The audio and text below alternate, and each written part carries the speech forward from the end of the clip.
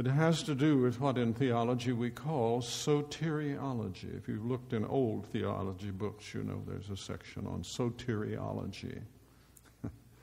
And usually it discusses a number of things, perhaps justification, regeneration, sanctification, glorification.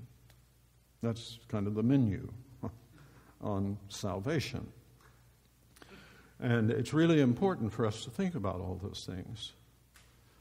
But basically what we have now is a system of understanding, usually not explicitly thought through, where salvation does not involve transformation. And so I want to just put that out there. You may want to go into some of that later. But we have a system of Christianity, or being a Christian, that does not require and is not based upon being a disciple of Jesus. You can be a Christian forever and never become a disciple. I say on the common understanding. That's a result of teaching or lack of teaching. But then, on the other hand, we have to work out an understanding of what it means to be saved, a Christian, that has a natural lead-in to transformation. And frankly, we lack a theology of discipleship, a theology of spiritual formation. There's a lot of talk about spiritual formation now, and I'm glad, because it actually is addressing a need, very much the kind of need I'm obliquely looking at here as we go along.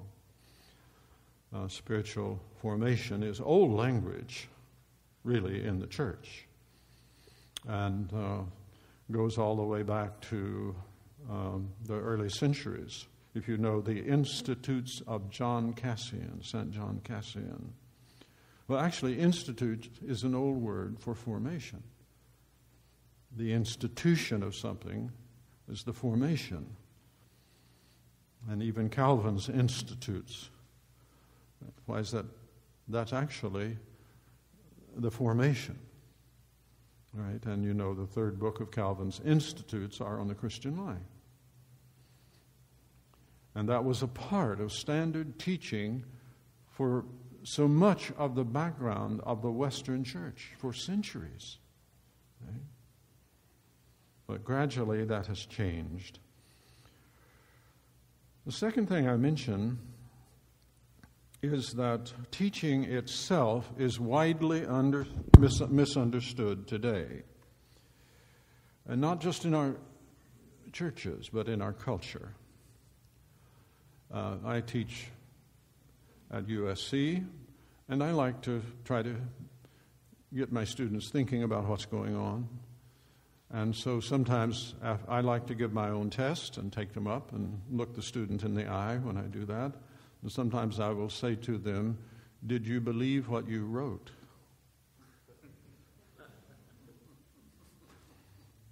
Now they know that they don't have to believe it, much less know it.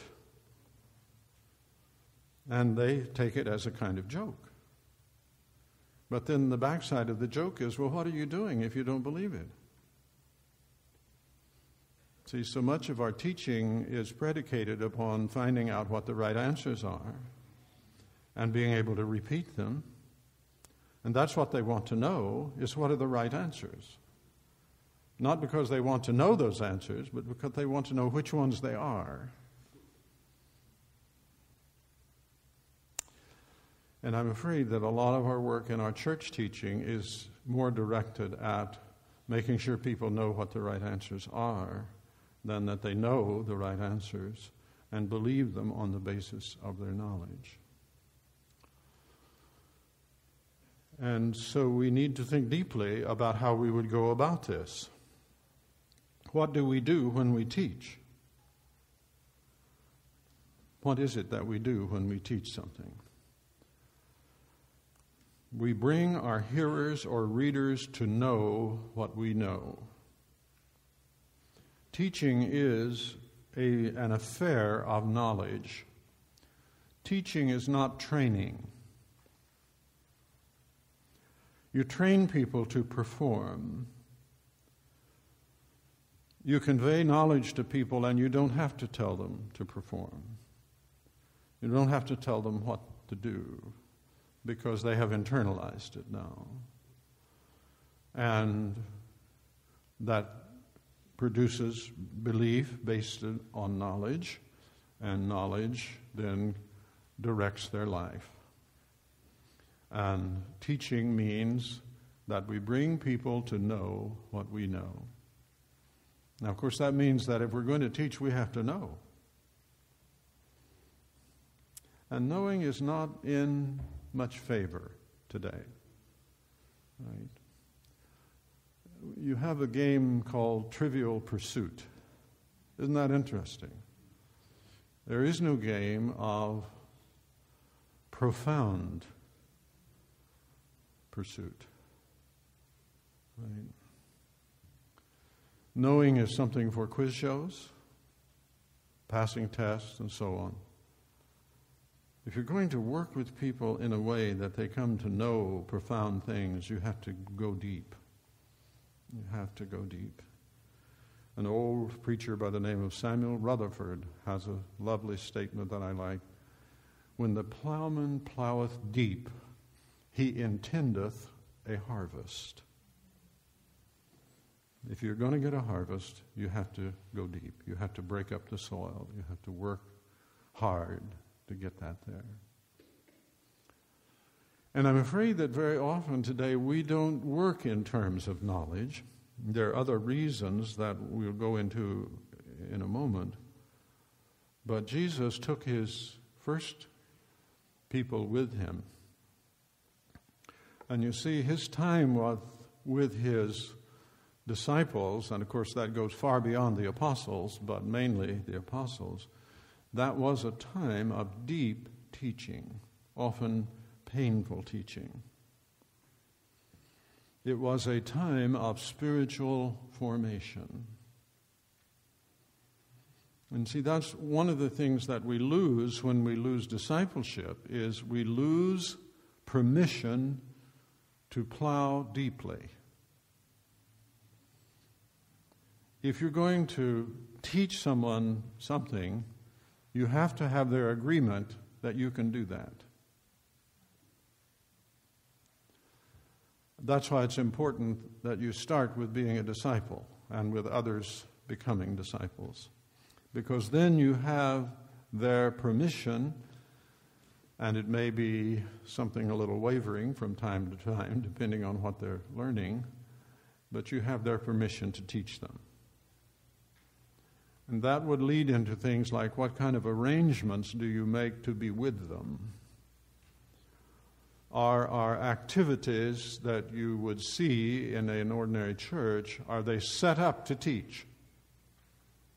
Could you teach if that is all you did? Or does teaching require even different kinds of physical arrangements? Jesus had a lot going for him in his circumstances, because in that day, if you were going to be a disciple of a rabbi, you had to be with them.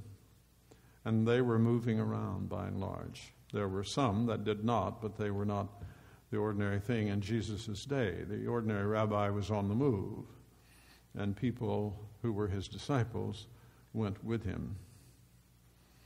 In the early days of America, there were some people who wanted to not have a seat of government that was permanent.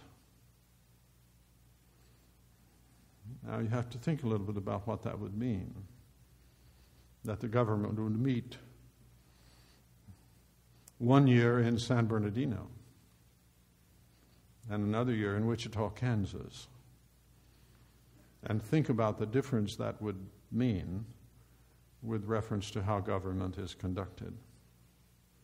Jesus could pull his people away from their preoccupations